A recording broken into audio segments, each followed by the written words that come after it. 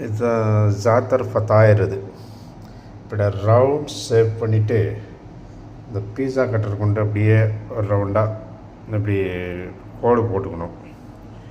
போட்டுக்கிட்டு இப்படி சுருட்டி கீழே பட்டர் பேப்பர் போட்டு இப்படி வச்சுக்கணும். இது அப்புறமா ஓவனில் வச்சு எடுத்தோம்னாக்கா ஃபத்தாயர் ரெடி. பப்ஸ் மாதிரி நல்லாயிருக்கும், நல்லா டேஸ்ட்டாக இருக்கும். இதில் வந்து ஆலிவ் ஆயிலு, இது ஆலிவ் ஆயிலும் என்ன வந்து பர்மசன் சீஸு, அப்புறம் வந்து